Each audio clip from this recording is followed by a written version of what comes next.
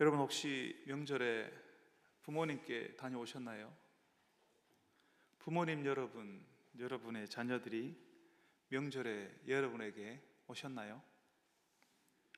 좋은 관계를 맺고 있는 부모와 자녀라면 평소에 잘 뵙지 못하는 어른들을 만나러 명절에 몇 시간씩 차가 막히는 수고를 해서라도 찾아뵙지요. 그때 찾아뵙지 못하면 그 전에라도 그 후에라도 찾아뵙습니다. 그런데 관계가 안 좋으면요, 관계가 좋지 않으면 부모 자녀 간이라도 찾아가지 않습니다. 제가 들으니까요, 부모 자식인데 관계를 끊고 산다는 분이 계시더라고요. 그러면 명절이라도 찾아가지 않지요. 좋은 관계를 맺고 있어도 지금 내가 하고 있는 일이 잘 안 되면, 조금 부끄러운 형편이면요, 잘 못 찾아갑니다. 부모님 찾아가면 니 언제 결혼하냐, 니 취직은 아직 멀었냐, 애는 언제 낳을래, 뭐 이런 이야기를 하니까요. 요즘에는 공정 가격이 정해졌다면서요. 언제 결혼하냐 물으면 40만 원이라면서요. 취직 언제 하냐면 20만 원이고, 애 언제 낳을까 이건 없던데 이건 한 50만 원, 100만 원 받아야 될 것 같아요.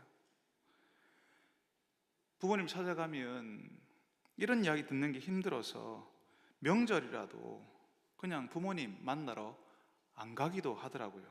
바쁘다고, 이번에는 못 간다고 해버리는 거죠. 부모님에게 뭔가 자랑스럽게 보여줄 것이 없다고 느끼니까요. 여러분, 우리는 지난주에 같이 읽었던 말씀에 나오는 둘째 아들이요, 명절에도 한동안 아버지 집에 안 왔습니다. 부모 자식 관계를 끊고 살았어요. 혼자 잘 살 수 있을 줄 알았거든요. 근데 잘 못 살았습니다. 사업도 망하고 외국 땅에 엄청난 경제 공황이 와서 쫄쫄 굶을 처지가 되었어요. 그러니까 아버지 집에 한번 가고 싶어도 이제는 자존심이 허락하지 않는 거죠. 아버지, 어차피 재산 나한테 줄 거 아닙니까? 그거 지금 주세요. 뭐 이렇게 재산 받아가지고 다 처분해서 외국으로 왔잖아요. 재산 처분하는 것 아버지가 돌아가셨을 때 하는 거라고 말씀드렸습니다.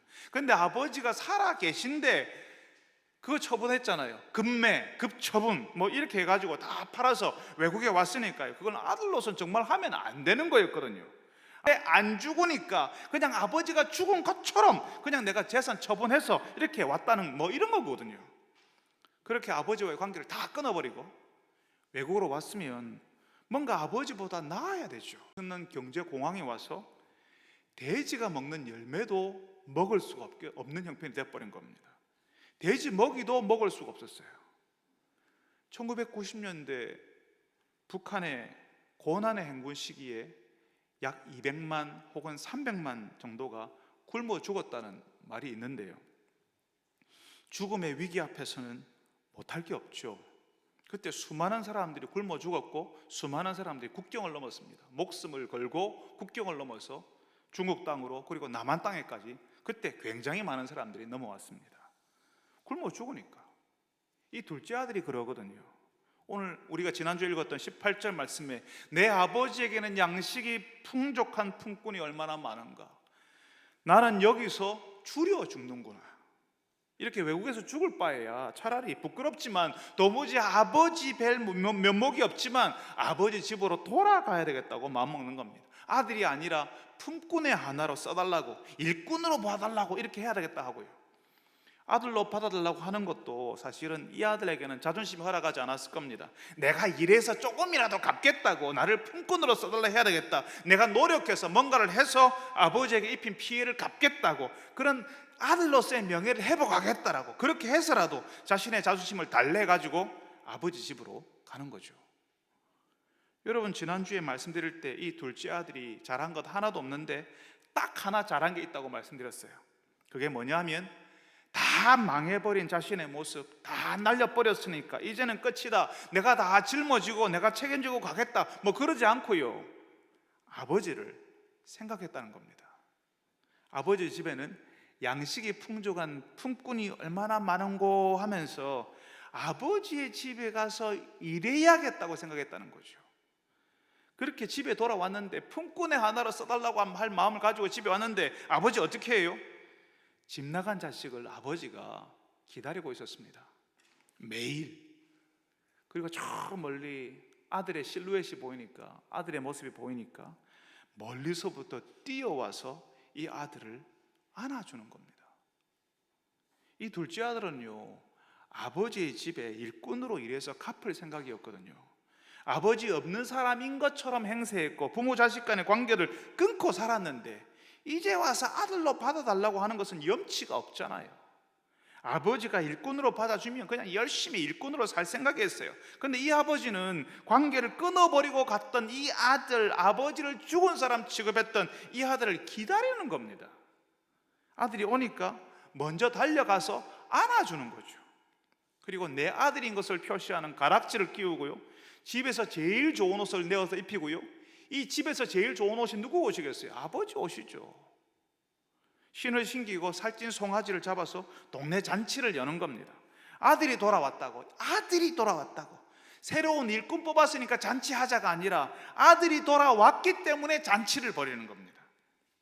여러분, 교회 나오시는 분들이요, 이장 신앙생활을 한번 해보려고 하는 분들이요, 교회 올 때 어떤 마음을 가지고 나오시냐 하면요, 내가 열심히 한번 해봐야 되겠다.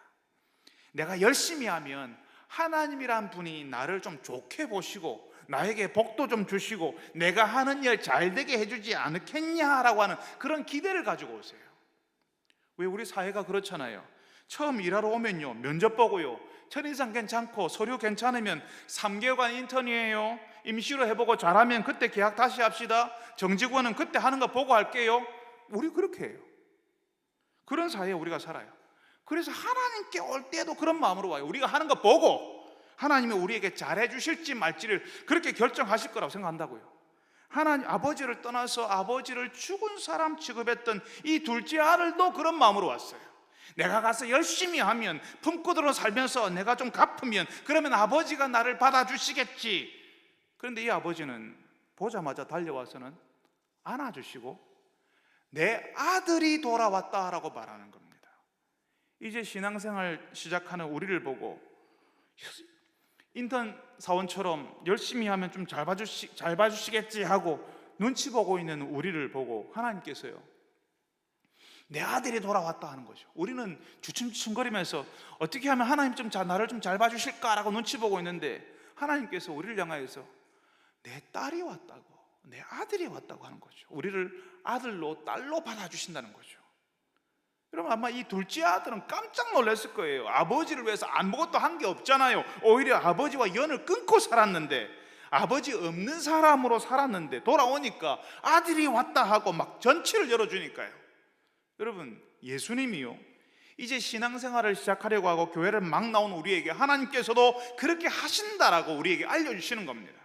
우리는 하나님 위해서 살았던 적이 없어요. 오직 나만 생각했고 하나님은 안중에도 없었어요. 내가 하나님께 온 것도, 내가 하나님께 뭐 하면 하나님이 나를 좀 잘 봐주지 않을까 하는 그런 마음 때문이었어요. 그런데 하나님께서 뭐라고 하신다고요? 넌 내가 이전부터 사랑하고 기다렸던 아들이란다. 내가 오랫동안 마음에 품고 기다리던 딸이란다. 이렇게 오니까 너무 좋다. 우리 잔치하자, 우리 같이 즐거워하자, 뭐 이렇게 하신다는 겁니다. 나는 어색해서요, 하나님이 좀 잘 봐주시려나 하고 엉덩이를 뒤로 빼고 주춤거리고 있는데, 하나님은요 그냥 나를 안아주신다는 거죠. 받아주신다는 거죠. 내 아들이 왔네, 내 딸이 왔구나 하신다는 겁니다. 여러분, 이전에 우리는요 항상 우리를 증명해야 됐어요. 우리가 이 사회에서 살아갈 때요, 우리는 항상 뭔가를 증명해야 됐어요. 우리 보고 항상 누군가가 우리를 너를 증명해봐 이렇게 했어요. 학교에 들어갈 때도 시험을 쳤고요, 면접을 받고요, 나 괜찮은 사람이에요, 나 좀 뽑아주세요, 막 그렇게 우리 스스로를 어필을 해야 됐어요. 여기서 공부해도 되는 사람이었어요. 직장에 들어갈 때도 시험 치고 면접 보고 또 다른 적성 면접 보고 막 심층 면접을 보고 그 직장에서 일할 수 있는 사람이라는 사실을 계속 끊임없이 보여줘야 됐다고요. 내 능력을 보여주면 사람들이 나를 인정해주고 나에 대해서 좋게 생각해주고, 그래서 끊임없이 내가 얼마나 괜찮은 사람인지, 내가 얼마나 잘하는지 계속 보여줘야 했다고요.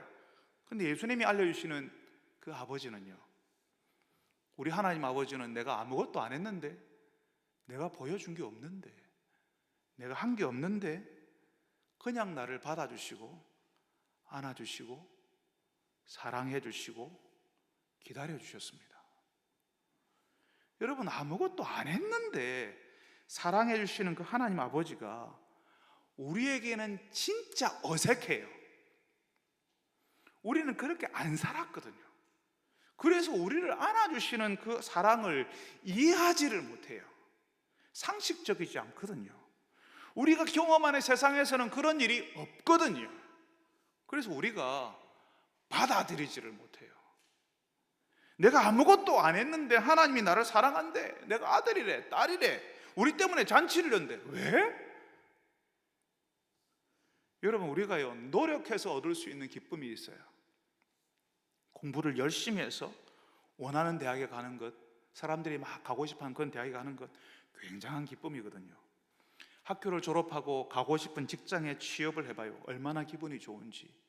우리 교회 집사님 한 분도 자신이 오랫동안 했던 그 일을 그만두고 제2의 인생을 위해서 시험을 준비해가지고 거기에 들어가니까 정말 기뻐하시더라고요. 하나님께서 나를 위로하셨다, 이렇게 보시더라고요. 열심히 노력해서 내 이름으로 된 집을 장만하면요, 안방이나 거실바닥을 막 이리저리 떼굴떼굴 구른다 하대요. 저는 안 해봤으면 모르겠습니다. 저도요, 박사과정에 들어갈 수 있는 영어 성적이 나왔을 때요, 정말 기뻤습니다.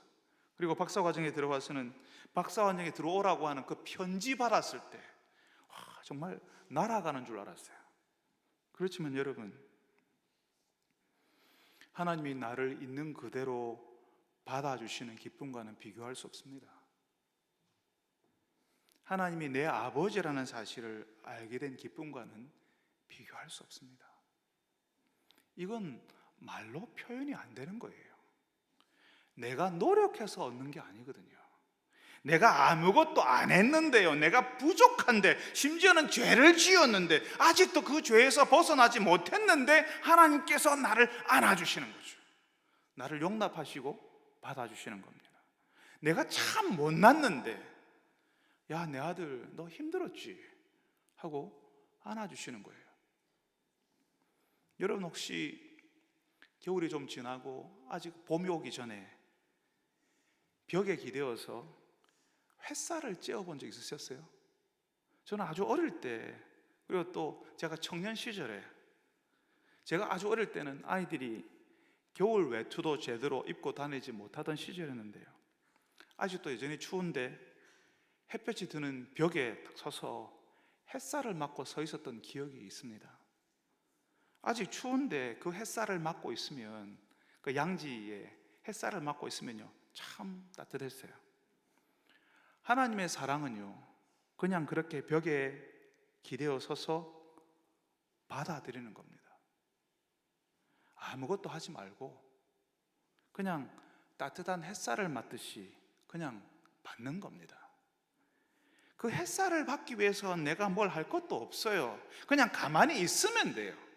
하나님 앞에 잘 보이려고 뭔가를 해야 한다고 생각하는 사람들에게 하나님 아버지께서는요, 아니야, 아무것도 안 했어도, 설령 네가 뭘 잘못했어도 넌 내 아들이고 내 딸이란다, 이렇게 하시는 거죠.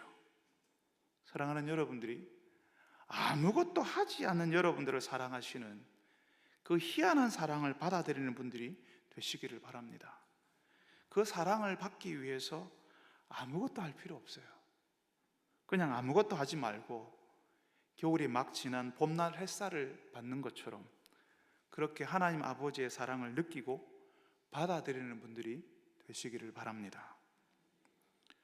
여러분, 그렇게 집 나간 둘째 아들이 돌아왔는데 이 집에 둘째 아들 돌아온 것 좋아하지 않는 사람이 있었어요. 누구죠? 그 집의 장손 맏아들이었습니다. 아버지는 둘째 아들 돌아와서 동네 사람 모아놓고 송아지 바베큐 파티 열었는데, 그때 맏아들은 밭에서 일하고 있었어요. 일하고 와 보니까 집에서 왁작지껄 소리가 나잖아요. 막 음악 소리 나고요, 잔치가 벌어졌잖아요. 그래서 맏아들이 거기 있던 이제 종에게 물었어요. 무슨 일이냐고. 종이 그러죠. 당신의 동생이 돌아왔다. 그래서 당신의 아버지가 살찐 송아지 잡았습니다. 이유를 듣고 나니까 큰아들이 집에 들어갈 마음이 싹 사라져 버렸어요. 너무 속상하고 화가 나는 거죠. 아버지는 왜 동생에게만 저렇게 잘해주냐고. 허랑방탕하게 살았던 게 분명한데 아버지의 마음에 대못을 박았던 저 동생이 돌아왔으면 좀 강경하게, 살이 분명하게 그렇게 대처를 해야지, 무슨 잔치를 벌이고 있냐고. 거기다가 더 화가 났다는 건요, 이제까지 아버지를 섬기고 아버지의 명을 거역해 본 적이 없거든요. 이 큰아들은 아버지를 위해서 열심히 일했는데 자기를 위해서는 염소 새끼 하나라도 준 적이 없었다는 사실이 갑자기 기억나는 거죠. 근데 동생에게는 뭐예요? 살찐 송아지를 잡네. 아버지가 너무하다고 생각하는 겁니다. 이렇게 열심히 일한 자기를 위해서는 아무것도 안 해주시는데 저 동생만, 그것도 불의한 동생만 잘해주시는 것이 말이 되냐는 거죠. 제가 제자훈련생들하고 이 말씀을 같이 나누면요, 다들 맏아들 편이에요. 맏아들이 마음이 너무너무 잘 이해된다고 그래 이야기를 하세요. 우리는 사실 이 맏아들 이야기가 더 설득력 있게 들립니다. 맏아들은요, 둘째 아들이 돌아올 때도 밭에서 일하고 있었어요. 그런 맏아들에게는 염소 새끼라도 하나 준 적이 없는데 둘째 아들이 돌아오니까 살찐 송아지 잡아서 잔치한다는 게 말이 됩니까? 이건 정의와 공평의 원리와는 어긋나는 거죠. 나쁜 짓을 했으면 벌을 받고 잘했으면 보상을 받게 해줘야 되죠. 집에서 성실하게 잘하는 사람을 격려해줘도 모자랄 판에 잘못한 사람에게 잔치를 여는 게 말이 됩니까? 그렇게 쉽게 은혜를 베풀면 안 되죠. 여기 지금 우리 말씀에 나오는 이분이 예수님이 소개하시는 하나님 아버지라고 하니까 우리는 더 분개가 하는 겁니다. 그냥 더 화가 나는 거죠. 아니, 하나님이라면 사람이 열심히 일한 순서대로 갚아줘야지 아무것도 안 한 사람에게 뭘 주고 열심히 일한 사람에게는 안 주면 쓰나? 벌써 우리는 공평하지 못한 하나님에 대해서 막 떠올리고 그냥 순간 나도 아무것도 못 받았지 하는 그런 마음이 막 생기는 거죠. 여러분, 지금 이 맏아들은요, 자신의 집에서 일한 것에 대해서 보상받지 못했다는 억울함을 호소하고 있습니다. 나는 염소 새끼 하나 안 주더라. 근데 여러분, 자기 집에서 일한 것을 보상받아야 한다고 누가 가르쳐 줬을까요? 여러분, 자녀들이 설거지할 때 한 달에 설거지하면 100만 원, 밥하면 150만 원, 혹시 이렇게 하시나요? 집에서 보상을 바라고 자녀를 양육하는 부모 보셨습니까?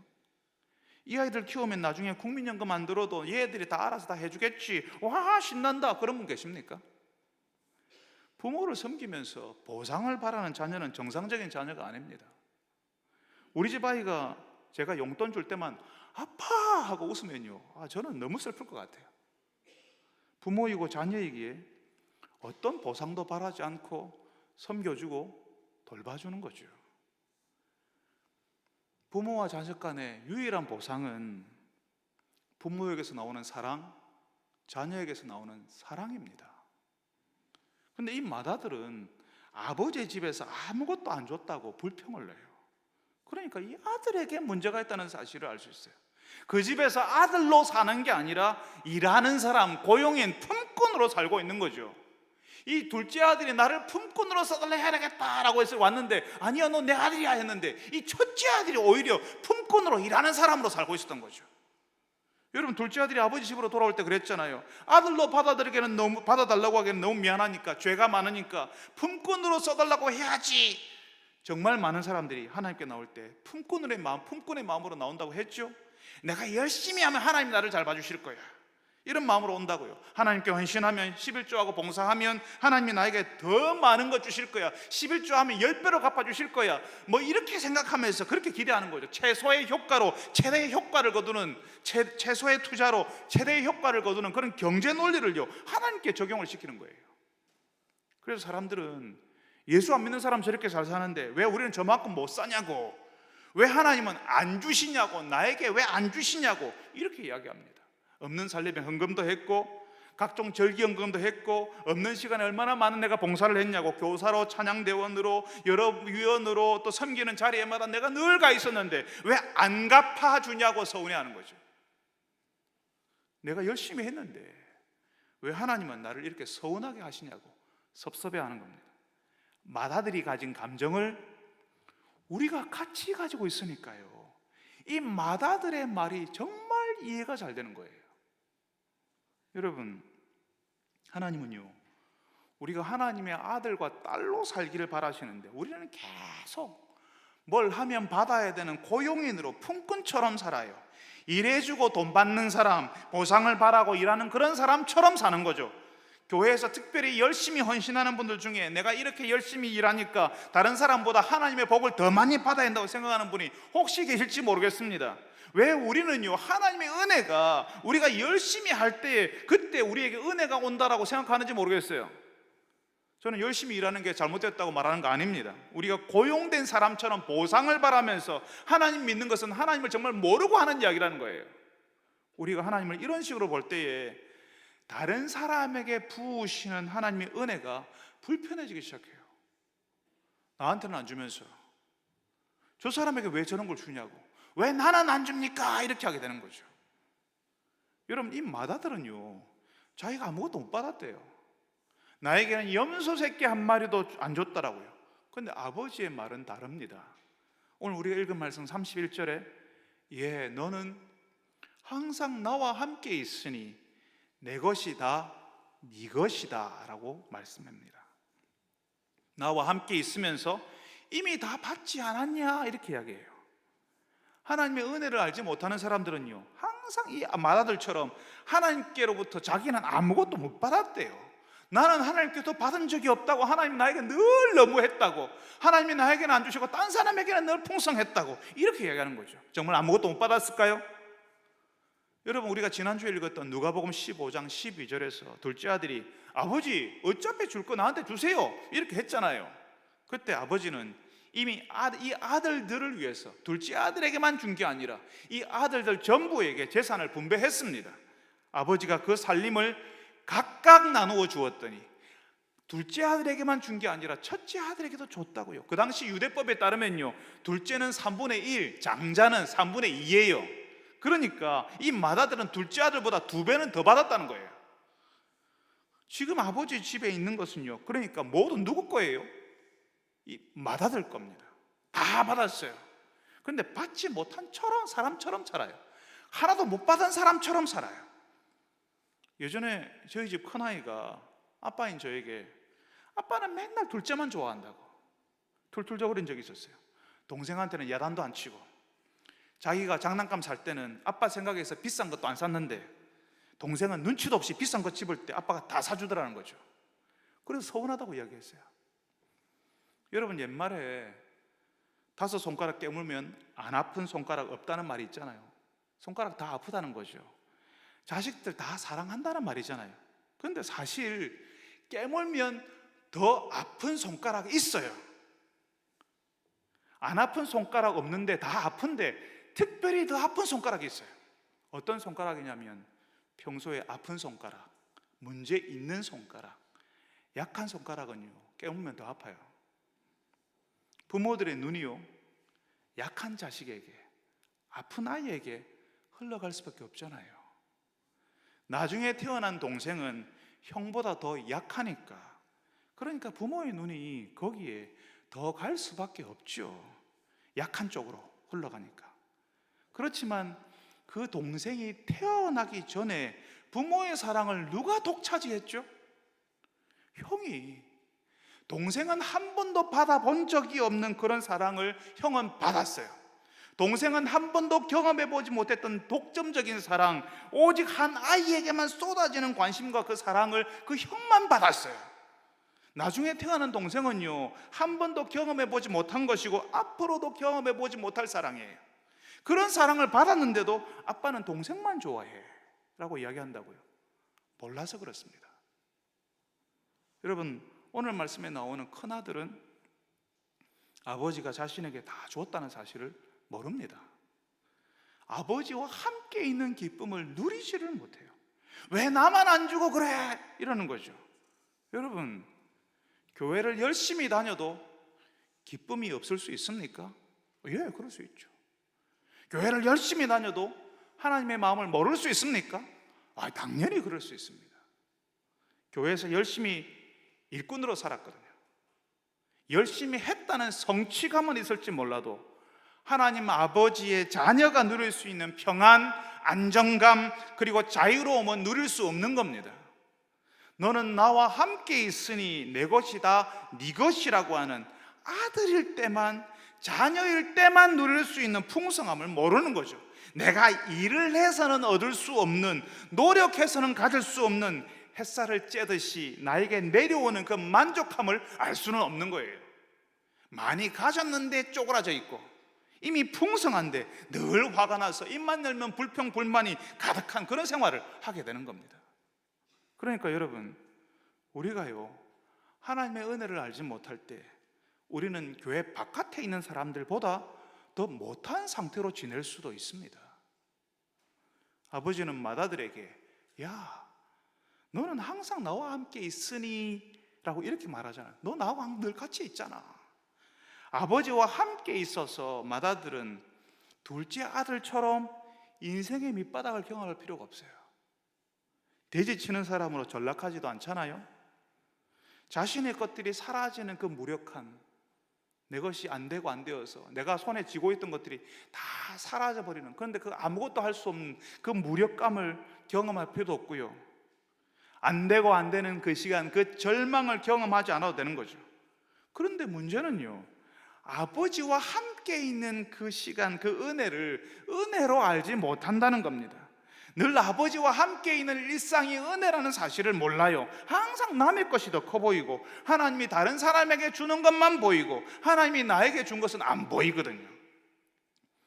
예전에 많은 사람들이 기도한다고 하면서 은사를 많이 구했는데요, 대부분 성도들이 어떤 은사를 구했냐 하면요, 대놓고 말하지 않지만 하나님 나도 방언 좀 하게 해주세요. 방언, 나도 예언 좀 하게 해주세요. 나도 병 고치는 은사 좀 주세요. 뭐 이렇게 했어요.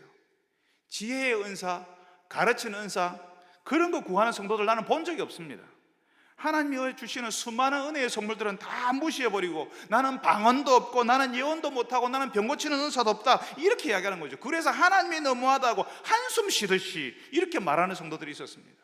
하나님이 나에게 아무것도 안 주신다고. 하나님이 주시는 다른 은사들은 안중에도 없는 거죠. 그래서 마치 아무것도 주시지 않은 것처럼 말하는 겁니다. 어떤 분들은요, 기독교 방송에서 나온 간증을 듣잖아요. 감동적인 간증, CBS나 뭐 극동방송이나 또 TV에 뭐 그런 곳에서 간증을 들으면서 나도 그런 드라마틱한 하나님의 은혜를 체험하고 싶은데 나는 그런 게 없다고, 나는 너무 밍숭밍숭하게 인생을 살았다고 막 그렇게 얘기해요. 나도 그런 하나님을 체험하고 싶다고. 맞습니다. 하나님은 드라마틱한 하나님이시죠. 그렇지만 여러분, 죽음의 질병에서 고침받은 간증, 완전히 박살난 가정에서 살아난 간증을 들으면서 여러분도 그런 질병, 그런 가정을 경험하고 싶으세요? 우리 교회 성도들 가운데 항암 치료 받은 분들 지금도 받는 분이 계십니다. 하나님께서 고쳐주셨죠. 지금도 고쳐주고 계십니다. 여러분도 그 끔찍한 항암 치료의 시간들을 경험하고 싶습니까? 그 음울하고 빛이라고는 없는 가정 분위기 속에서 살고 싶은 분 계세요? 적어도 하나님께서는 여러분들에게 그분들이 겪었던 말로도 알 수 없는 고통을 당하지 않게 하셨다는 사실을 알아야 되는 겁니다. 비록 드라마틱하지는 않지만 하나님께서는 여러분들을 그래도 교회로 인도하셨고 여기서 하나님 아버지에 대해서 배우게 하셨잖아요. 어떤 사람들이 인생의 밑바닥에 떨어져서 밑바닥 밑에 지하실까지 통과해가지고 거기서 아무것도 할 수 없어서 어쩔 수 없이 하나님 앞에 나온 사람도 있지만, 여러분들은 그런 고통 겪지 않고도 하나님께서 여러분들을 인도하셨잖아요. 이런 평범한 방식이 하나님께서 주로 사용하시는 방식이고 일반적인 방식입니다. 이렇게 평범하게 일하시는 하나님을 발견하는 사람이 하나님의 은혜를 체험한 사람이에요. 그런데 이걸 몰라요.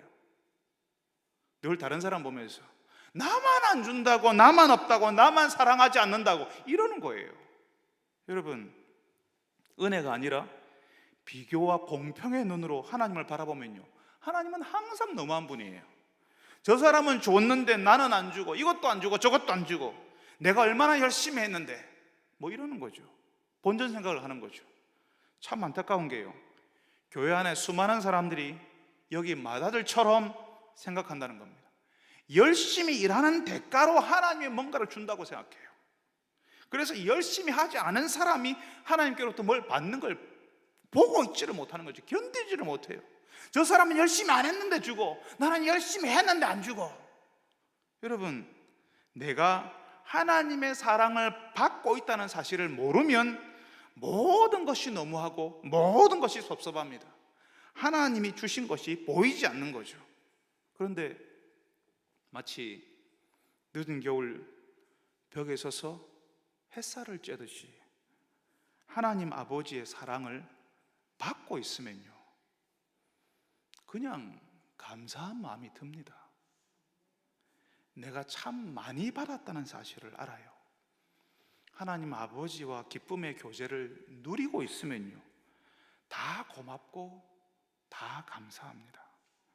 아침이 감사하고, 일할 수 있어서 감사하고, 밥 먹을 수 있어서 감사하고, 그 밥이 내 목으로 잘 넘어가서 감사하고, 밥맛이 있어서 감사하고, 내 옆에 있는 사람들이 감사하고, 이런 지랄 같은 나에게 내 옆에 사람들이 있어줘서 감사하고, 참아줘서 감사하고, 계속 있어줄 것 같이 보여서 또 감사하고, 나의 지난 날이 감사하고, 나의 과거가 감사하고, 이런 나를 키워주신 부모님이 감사하고, 나를 어떻게 참으셨지 하는 생각이 들어서 또 감사하고, 계속 감사합니다. 오늘 예수님이 말씀하시는 이 아버지가 바로 그 이야기를 하는 겁니다. 예, 너는 항상 나와 함께 있으니 내 것이 다 네 것이잖아. 하나님 아버지와 함께 있을 때에 아버지의 것들을 내가 경험하고 누릴 수 있다는 거죠. 근데 문제는 하나님 아버지와 함께 있으면서 아들로 살지 않으니까, 내가 아무것도 하지 않아도 하나님의 사랑이 햇살처럼 나에게 내리쬐인다는 사실을 모르니까 나는 아무것도 안 받은 것처럼 산다는 거죠. 열심히 해야 얻을 수 있는 것처럼. 그래서 열심히 했는데 안 준다고 섭섭해하는 거죠. 여러분, 하나님께서 여러분을 아들로 딸로 사랑한다는 사실을 아시기 바랍니다. 다 주세요. 하나님의 아들 예수 그리스도를 아끼지 않고 우리에게 내어주셨는데 우리에게 뭘 아끼시겠어요? 나만 안 주시는 거 아니에요. 오히려 나에게만 주시는 것들이 있어요. 하나님 아버지의 사랑을 내가 누릴 때에 나에게 주신 것들이 보이기 시작하는 겁니다. 사랑하는 여러분들이 하나님과 함께 있는 기쁨을 누리고 하나님이 여러분에게 주신 것들이 무엇인지 보는 분들이 되시기를 바랍니다. 내가 아무것도 안 했는데 늦은 겨울 햇살처럼 여러분의 인생에 따스하게 찾아온 은혜가 무엇이 있었는지 알아채고 그 은혜 때문에 감사하는 분들이 되시기를 바랍니다. 여러분, 아버지와 자녀라는 은혜의 관계를 누리지 못하면요, 사람 사이에서, 형제 사이에서 사랑의 관계를 누리지 못해요. 오늘 우리가 읽은 말씀의 이 맏아들은 동생이 돌아왔잖아요. 근데 동생이라고 부르지 않아요. 30절에 보니까 당신의 저 아들이라고 해요. 아버지 아들이라고 이야기해요. 아버지의 살림을 장녀들과 함께 삼켜버린 이 아들이라고 이야기해요. 자기하고 상관없는 사람이라고 해요. 죽은 줄 알았던 동생이 돌아왔잖아요. 죽었던 동생이 살아 돌아왔는데 그 살아남에 대해서 관심이 없어요. 오직 어디에 관심이 있어요? 왜 나에게는 안 줬냐? 염소 새끼 한 마리 안 줬냐? 이렇게 이야기해요. 어떻게 이럴 수 있죠? 어떻게 동생이 살아온 것에 대해서는 관심이 없고 나에게는 염소 새끼 하나 안 주냐? 어떻게 이럴 수가 있냐고요. 이게 우리 시대 성도들이 가지는 관심입니다. 하나님께 나왔으면 하나님이 나에게 뭔가 줘야지, 내가 가질 수 있는 사람들이 보고 와 대단하네 말하는 그런 것들을 주셔야지, 이렇게 생각해요. 이 맏아들이 그러잖아요. 내게는 염소 새끼라도 주어서 나와 내 벗으로 즐기 가신 일이 없더니, 사람들이 보고요, 내가 친구들에게 보여줄 만한 게 있어야 한다는 거죠. 사람들이 보고 야 이번에 새로 차 샀네, 아파트 새로 하나 했네, 이번에 가방 바꿨네, 친구들에게 보여줄 뭔가를 하나님이 좀 주셔야 되는데 그런 것들이 기쁜 일인데 내게는 그런 것도 하나 안 준다고 성도들이 속상해하는 거죠. 그래서 기쁜 일이 없다고 해요. 예수 믿어도 뭐가 기쁘냐고. 교회 다니는데 기쁜 일이 뭐가 있냐고. 가방에도 바뀌고 차도 바뀌고 아파트 좀 좋은데 큰 데로 가야지, 그게 기쁜 일이지 뭐 그러는 거죠. 그게 많은 분들의 관심이에요. 그런데 오늘 말씀에 하나님이 뭐라고 하시냐면요, 예, 너는 나하고 함께 있으니까 내 것이 다 네 것이잖아. 근데 이 동생은 죽었다가 살아났고 잃었다가 얻었으니까 우리가 즐거워하고 기뻐하는 것이 마땅하니라, 이렇게 말씀하십니다. 다시 말하면 죽었다가 다시 살아난 동생 때문에 즐거워하고 기뻐해야 되지 않냐, 이렇게 얘기하시는 거죠. 여러분, 이 맏아들은 동생이 돌아와도 아무런 감정이 없습니다. 열심히 일은 하지만 그래서 29절 말씀대로 아버지의 명을 어긴 적이 없어요. 성실하게 일해요. 근데 동생을 향하여서는 아무런 감정이 없어요. 아버지는 막 기뻐하는데 아버지의 기쁨을 전혀 이해하지 못하는 거죠. 동생보다 송아지가 보이고 염소가 보이는 거죠. 쟤는 송아지를 줬고 나한테는 염소도 안 줬네. 쟤는 주는데 나는 안 주네. 뭐 그러는 거죠. 정말 속상하지 않습니까? 여러분, 교회 안에는 하나님 아버지가 뭘 줄 수 있는지, 아버지가 줄 수 있는 거, 내 학교 들어가게 해주시고 취업하게 해주시고 사업되게 해주시고 큰 집을 주시고 뭐 이런 것에 하나님이 그렇게 할 수 있는 분이라는데 거기에는 관심이 있어요. 그렇지만 정말 하나님 아버지가 뭘 원하시는지, 그분과 어떤 관계를 누릴 수 있는지, 함께 있는 사람들을, 아버지와 함께 있던 사람들을 어떻게 대해야 되는지에 대해서는 모르는 사람들이 정말 많습니다. 사람이 살아나는데, 사랑방에서 사람들이 변하고 살아나는데 그 살아남에 대해서는 관심이 없는 사람들이 하나님을 얼마나 슬퍼하실까요? 그러면서 하나님이 나한테 준 게 없다라고 이야기하잖아요. 사람들이 살아나는데 거기는 아무런 관심이 없고 하나님은 나한테 아무것도 안 주고 계셔. 그리고 슬퍼하니 하나님께서 얼마나 슬퍼하시겠습니까? 하나님 없이 살다가 새로 하나님께 돌아오는 사람들이 있는데 그 인생의 기적과도 같은 일이 벌어져서 교회로 들어오는데 그 사연들을 들어보면 기적이라고 밖에는 말할 수 없는, 설명할 길이 없는 분들이 교회로 들어오는데 그런 분들을 봐도 어떤 흥분도 없고 어떤 감정도 어떤 기쁨도 느끼지 못하는 사람들 때문에 하나님 아버지는 얼마나 슬프실까요? 여러분, 하나님이 나에게도 이것도 안 주시고 저것도 안 주셨다고 하지 말고 하나님께서 우리의 아버지 되신 것을 기뻐하는 분들이 되시기를 바랍니다. 아버지 하나님과 함께 있으므로 우리가 지금 누리고 있고 앞으로 다 누리게 될 겁니다. 우리가 마땅히 지금 해야 할 것은 하나님께로 돌아오는 사람들을 우리가 즐거워하고 기뻐하는 거예요. 마치 잔치를 열듯이 기뻐해야 한다고요. 감사하게도 우리 교회에는 새가족들이 방문하십니다. 놀랍게도 그중 어떤 분은 교회에 처음 나오는 분들이세요.